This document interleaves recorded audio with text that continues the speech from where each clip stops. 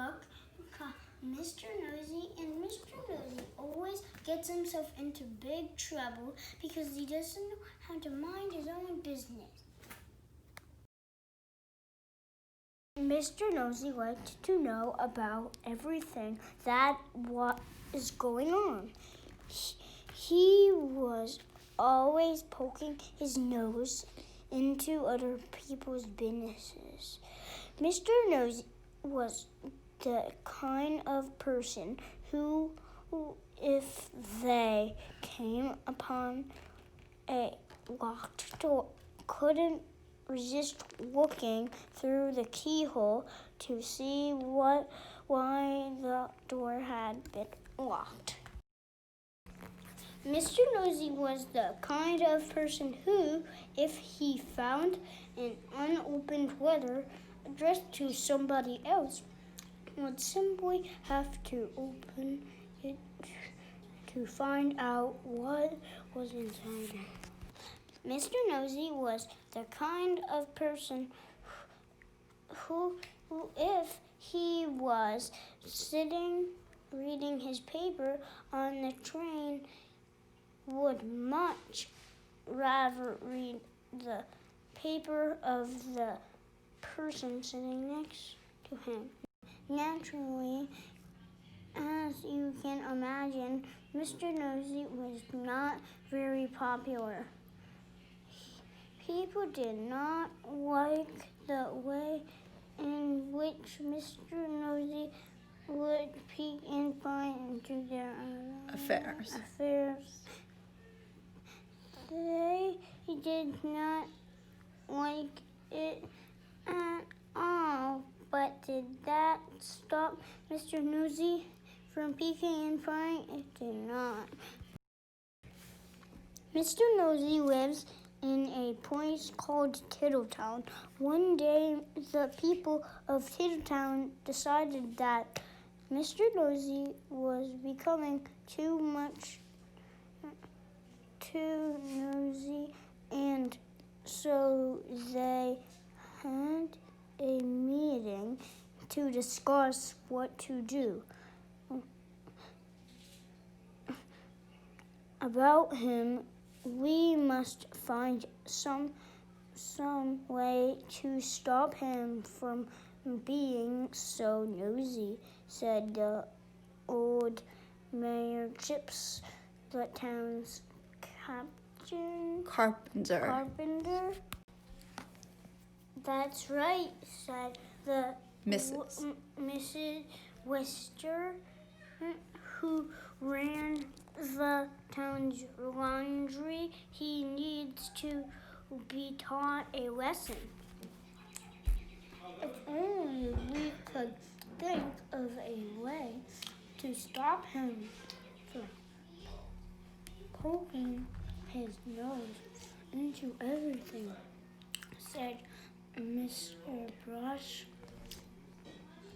the painter, and then a small smile spread over his face. Listen, he said, I'm now grinning. I have a plan. All his friends gathered around to listen to his plan. The following morning, Mr. Nosey was out walking along High Street in Tiddletown when he heard somebody whistling behind one of the closed doors. I wonder what's going on here, he thought to himself, and tiptoed up the door. He quietly opened it, and people peeped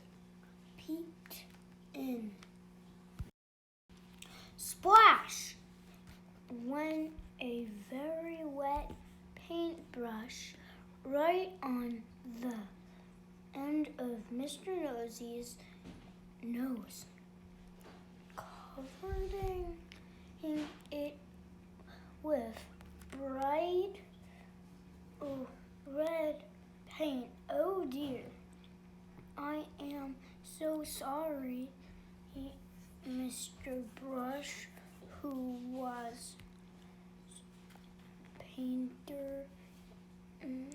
painting the inside of the door. Poor Mr. Nosey had to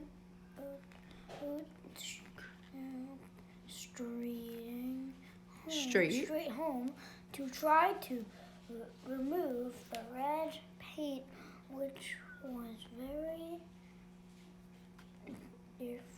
difficult and rather painful. Mr. Bush chuckled to himself. The plan had begun. The following day, Mr. Nosey was walking past the laundry when he heard someone laughing on the other side of the wall. I wonder what's going on here. He threw thought to himself and standed on the tip, and he looked over at the wall. Snap went a clothespin right on the end of Mr. Nosey's nose. Oh dear, I am sorry, said Miss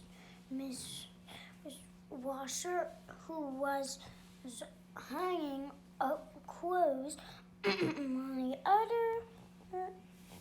on a wash line on the other side of the wall.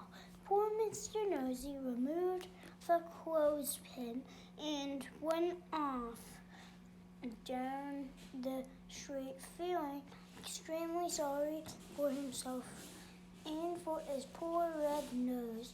Mr. Russell chuckled to herself. The plan was working. The next day, Mr. Nosey was going past a fence when he heard hammering. I wonder what's going on here, he thought to himself, and creeped very quietly to the end of the fence. He peeped around. Bang went a hammer right on the end of Mr. Nosey's nose. Oh dear, I am sorry, said old Mr. Chips, who was nailing a loose plank in the fence. Poor Mr. Nosey had to go home immediately and bandage his poor red nose. Sore nose. Mr. Chips grinned. The plan was a broad grin. The plan was working very well indeed. The following day, Mr. Nosey was walking in the woods. Then he heard somebody sawing wood. I wonder what's going on here, he thought to himself, and crept up behind the tree. He was just about to peek out from behind the tree when suddenly it suddenly occurred heard to himself that if he did something very nasty might happen to his nose. And so he went on the way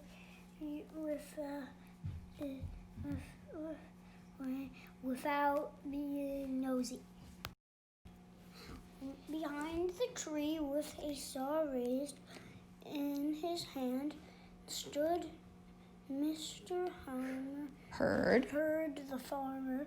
When he saw that Mr. Nosey had gone on his way without being nosy, he laughed and laughed and laughed. The plan had worked. Mr. Herd hurried into Tiddletown to tell everybody. Then the plan really had worked because after that, Mr. Nosey stopped being nosy and soon became very good friends with everybody in Tiddletown. And that is the end of this story, except to say that if you are ever nosy, tempted to be as nosy as Mr. Nosey used to be, you'd better accept one thing: a sore nose.